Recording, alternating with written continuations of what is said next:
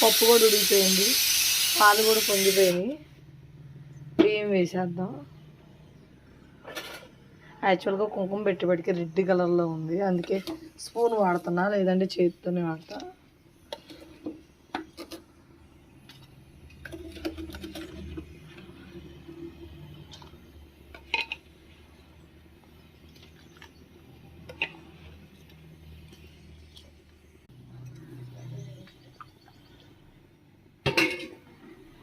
పప్పు అయిపోతే తీసేస్తా, అందుకని ఆగా. పక్కన పెట్టేద్దాం పప్పు.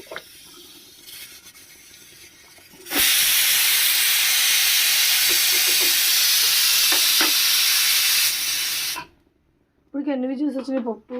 3. అది తీయొద్దు, తీస్తే ఇది అవ్వదు, పెరుగు తోడుకోదు పద్దాల. తీసి చూస్తున్నావా?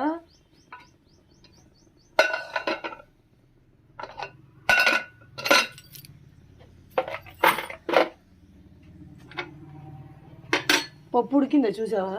ఉడకలా, 3 వచ్చినాయి. అయినా ఒకసారి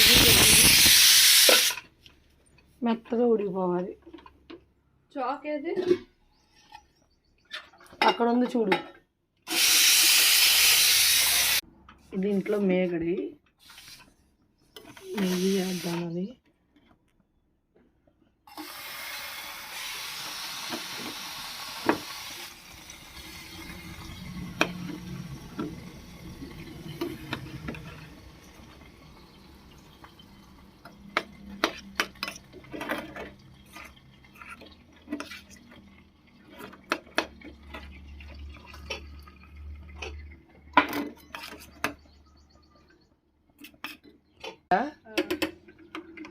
ఇప్పుడు అవుతుంది నెయ్యి, ఇప్పుడు కుదిరింది, చేయటం వదులుతుంది.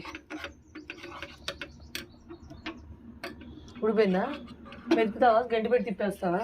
లేదు చూపించు నాకు ఒకసారి.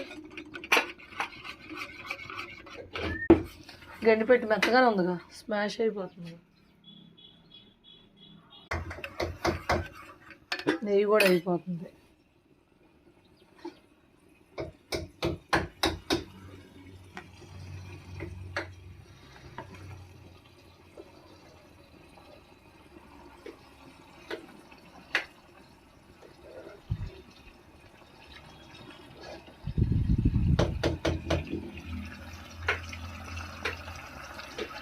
అన్నం ఇదే సరిపెట్టేసేస్తా.